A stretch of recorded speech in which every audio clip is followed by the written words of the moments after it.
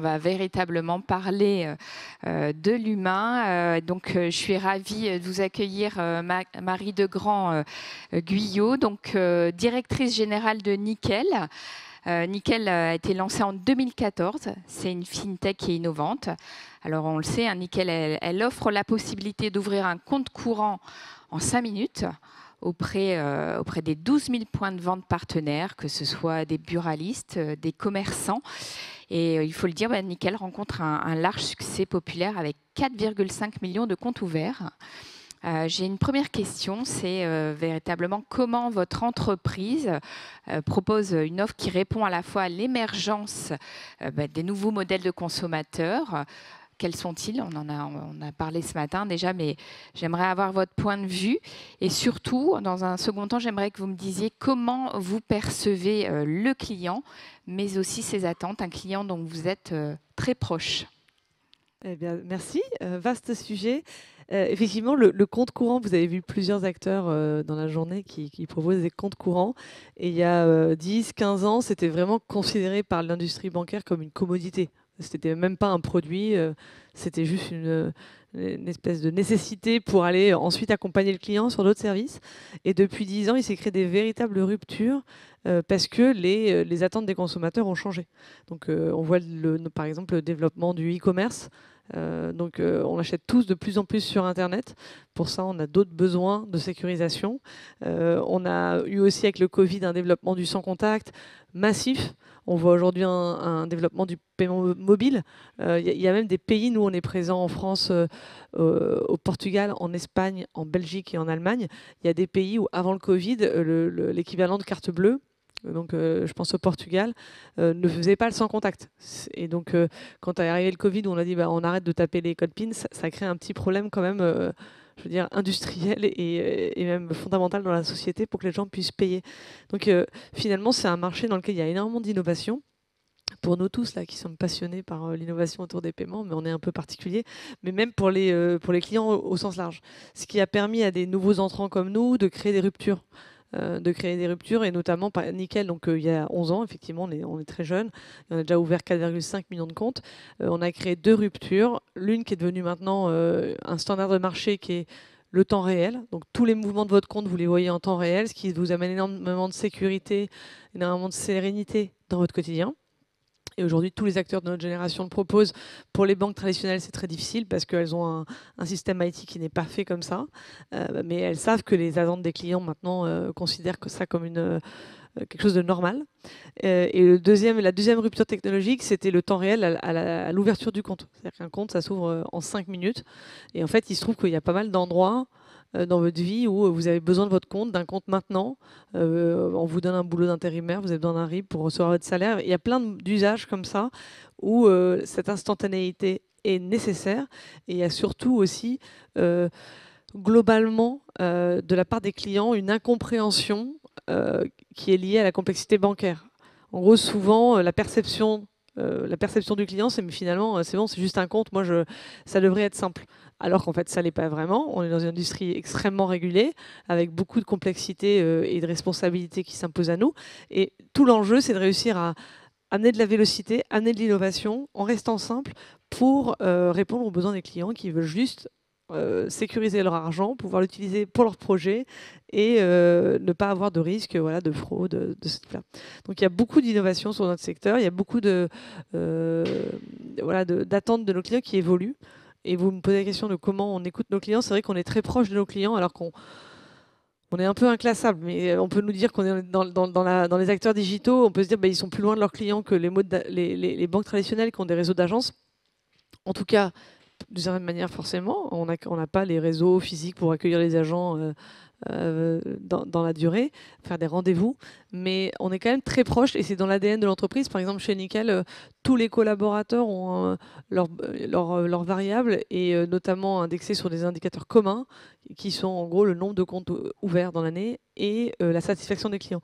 Et donc, ce qui fait que, c'est un exemple, une illustration pour montrer qu'on est très, très, très centralisé sur nos besoins de clients, le besoin de nos clients, leur retour, leur feedback.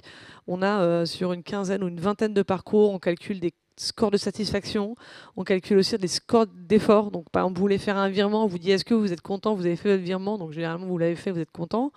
Mais vous pouvez dire oui, je l'ai fait, mais bon, ça m'a pris 3 secondes de trop, ou vous m'avez posé 3 questions en plus, franchement, ça m'a saoulé. Et donc, ça nous permet, nous, ensuite, d'aller travailler sur ces parcours. Et donc, ce client, vous me disiez, en préparant l'intervention, il nous parle beaucoup, il est très curieux, et vous parvenez à l'avoir à la fois sur le terrain, les réseaux sociaux, les communautés. Oui, exactement. Déjà, nos clients, ils viennent dans le point de vente. On a la particularité d'être un modèle qui est très digital, mais très physique. On a 8000 partenaires buralistes en France qui distribuent Nickel. 8000 en termes de points de couverture de territoire, c'est plus que la plus grande des banques de détail. Donc, ça dit juste qu'on est vraiment partout, parce qu'il y a plein de banques qui sont partout. Et donc ça crée une vraie proximité. Et nos clients vont chez les buralistes pour nous faire des retours. Ils parlent de nous. Il y a même des communautés de clients qui se sont créées où les gens commentent le produit, dire vous avez vu, maintenant chez Nickel on peut faire ça. Et donc ce sont des communautés qui se sont créées spontanément, dans lesquelles on n'est souvent pas, et qui sont les clients s'entraident. Par exemple, ils vont se dire est-ce que vous avez eu l'aversement de la CAF dans l'Ariège? Ah non, moi je l'ai eu, je suis en Rhône-Alpes. Donc il y a énormément de partage comme ça d'informations. Et donc nos clients sont très proches de nous. On a même fait une étude où beaucoup nous ont dit avoir le sentiment de faire partie d'une communauté des clients Nickel. Ce qui est intéressant, alors que finalement nous, c'est pas forcément notre stratégie de marketing que de vouloir créer un sentiment d'appartenance comme ça un peu exclusif. Mais les gens se sentent malins, se sentent fiers, se sentent libérés aussi d'une certaine manière d'avoir trouvé Nickel dans leur quotidien et de pouvoir nous utiliser tous les jours. Merci pour ces précisions. Alors, finalement, dans ce contexte de proximité, comment est-ce que vous avez développé votre modèle technologique tout en conservant l'humain, l'inclusion, mais aussi l'universalité qui sont vraiment au cœur de votre stratégie et je dirais même de votre ADN? Oui, vous avez raison. Depuis le début, c'est ça, Nickel. C'est dire comment j'utilise la technologie pour réinventer un produit bancaire assez standard, ma foi. Et donc là, c'est tout l'aspect tech de Nickel. Et on a énormément d'innovations. On a un socle technologique qui est hyper moderne. On est dans le cloud. On a développé notre core banking maison. Il y a vraiment des actifs qui sont comme ça essentiels pour nous aider à faire la croissance. Et puis, il y a cette idée depuis le début d'être multicanal. On n'est pas du tout un acteur qui s'est pensé comme un acteur digital. Depuis le début, on a vocation à toucher tout le monde. Et quand vous êtes que sur le web ou que sur une app, à un moment, votre stratégie marketing, elle va dépendre uniquement de vos investissements marketing. Là où, en se disant dès le départ, avec les fondateurs de Nickel, il faut qu'on ait un réseau de distribution pour être au cœur de la vie de tous les Français, c'est quelque chose de complètement antagoniste. C'était même très à contre-courant. Pour l'anecdote, les études de marché au lancement de Nickel, comme toutes les équipes fondatrices font des études de marché, ils vont voir des référents, ils vont voir les acteurs industriels, ils vont voir les banques, qu'est-ce que vous pensez, ça va marcher? Et en fait, tout le monde leur a dit non mais personne n'ira jamais ouvrir un compte dans un bureau de tabac. Et il se trouve qu'en fait, ça cartonne. Ça cartonne parce qu'on ouvre plus aujourd'hui de 60 000 comptes par mois.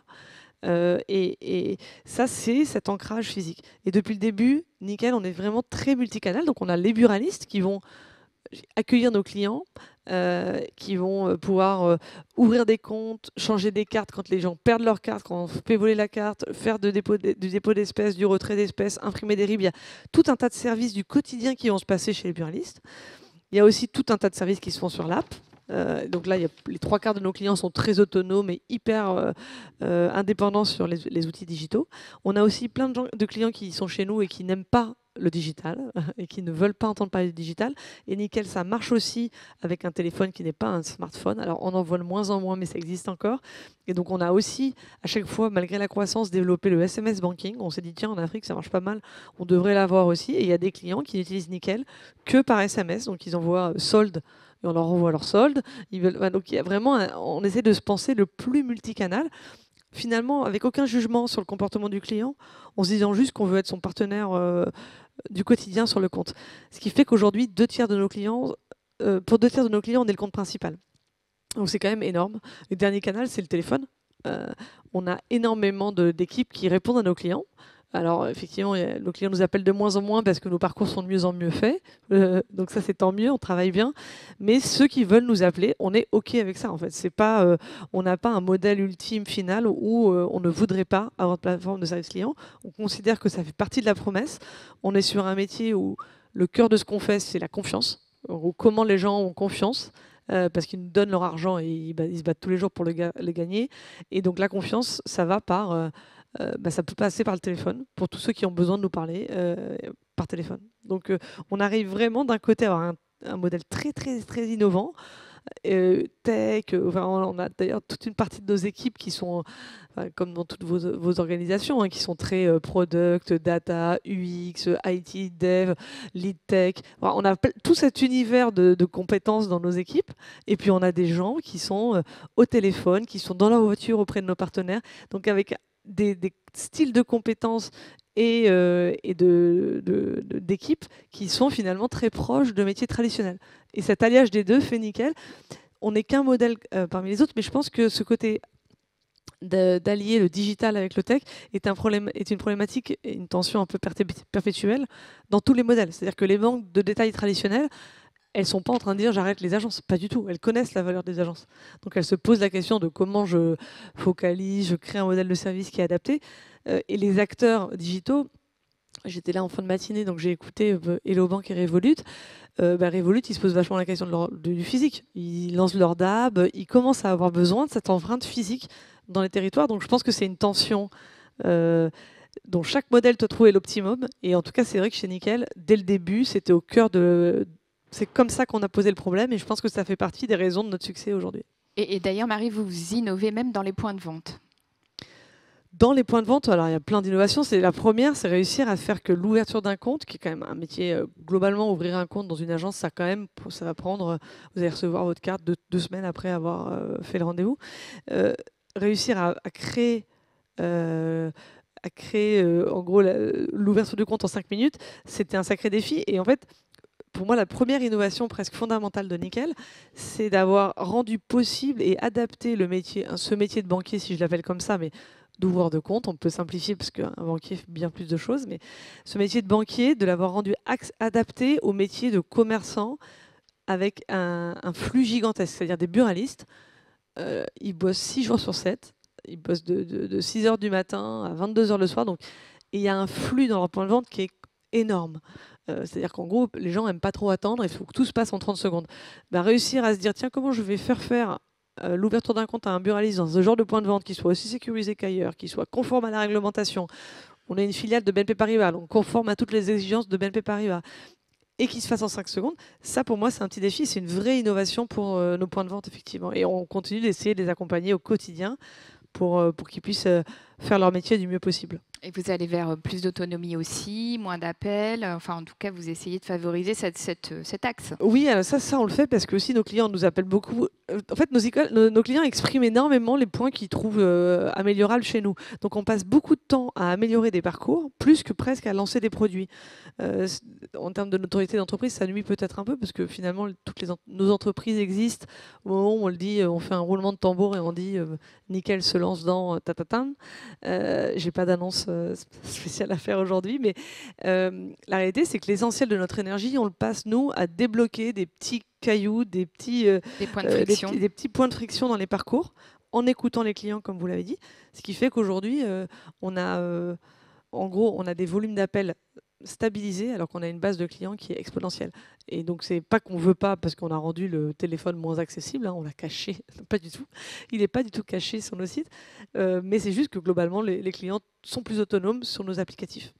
D'accord, merci. Vous avez quand même parlé de développement. Vous avez développé des services pour répondre donc à ce succès. Je pense notamment à des services financiers, crédit, assurance, habitation. Est-ce que vous pouvez nous en parler? Oui, tout à fait. Alors, notre métier, c'est le compte. On propose un compte et ça, c'est notre cœur de métier. Et puis, globalement, progressivement, à chaque plan stratégique dans le passé, on disait on devrait faire plein d'autres trucs, ça cartonne. Voilà. Et à chaque fois, on disait non, on va déjà faire ça bien. Parce c'est vrai que faire grandir une entreprise à cette vitesse, c'est quand même déjà aussi choisir ses combats. Et donc, on renonçait à chaque fois à aller regarder d'autres sujets. Mais nos clients, finalement, comme ils sont 2/3 à nous utiliser comme un compte principal, ils voulaient plus. Ils disaient, mais ce que vous avez fait sur le compte, faites-le sur le crédit, ou faites-le sur l'assurance, ou faites-le sur l'épargne. Et à force de nous le dire, on s'est dit, il faudrait quand même qu'on regarde, parce que c'est un peu dommage que nos clients nous quittent pour aller éventuellement chercher d'autres services ailleurs. Et donc, on a commencé à regarder ça sans jamais se défocaliser. C'est-à-dire parce que ces nouvelles offres-là, on les fait qu'en partenariat. Donc on les fait en partenariat avec des acteurs de ces marchés-là, qui sont légitimes, qui ont les licences, qui ont l'expérience, qui ont l'expertise. Et donc, et on le fait pour répondre à nos clients. On ne le fait pas non plus pour pérenniser un modèle économique. Vous savez, il y a plein d'entreprises parmi les nôtres qui, à un moment, se sont lancées sur des offres gratuites et doivent finir par trouver des revenus. C'est un défi énorme. On n'a pas ce problème-là. Vous vous inquiétez pas, on a d'autres défis. Mais du coup, on ne fait pas ces offres-là pour ça. On fait ces offres-là pour accompagner nos clients, parce qu'ils nous le demandent, et pour faire en sorte qu'ils restent plus longtemps chez nous. Et donc, on a lancé notamment une assurance habitation avec Lemonade, qui est une insurtech, et Cardiff. Et on a lancé une offre de crédit, le crédit coup de pouce avec Floa, qui est une crédit tech, qui est en fait un petit crédit où vous pouvez emprunter maximum 1 000 € que vous remboursez sur 3 mois. Et ça, l'objectif, c'est de pouvoir vraiment accompagner dans tous les besoins du quotidien de nos clients, nos clients. Donc on apprend beaucoup, ça se passe plutôt bien, ça nous permet d'innover beaucoup plus rapidement, de faire ça à plusieurs. Et comme nous, on cherche a priori pas à maximiser les revenus sur ces sujets-là, on le fait de manière complémentaire. On est très content de pouvoir partager la valeur créée avec des partenaires, puisque notre objectif, c'est de créer des parcours simples, des offres adaptées et d'accompagner nos clients dans le quotidien. Voilà. Et le prochain sujet qu'on regarde, c'est l'épargne, mais là, on n'a pas encore lancé le sujet. Et donc, je le rappelle, parce qu'on ne l'a peut-être pas forcément dit, mais c'est 850 collaborateurs et vous innovez dans 5 pays, la France, l'Espagne, la Belgique, le Portugal et l'Allemagne. Tout à fait, ouais, exactement. On va parler... je regarde le chrono, il est 12, on a jusqu'à 15, on va parler d'IA forcément. Quel est votre regard et l'usage de l'IA chez Nickel ? C'est vrai que l'IA, très vite, d'ailleurs, dans le thème de la conférence, ça fait beaucoup de sens d'en parler parce qu'on oppose souvent la tech et l'humain. Et puis, on l'a tous lu au départ sur l'IA générative, notamment des grandes théories du remplacement, de la fin de l'emploi.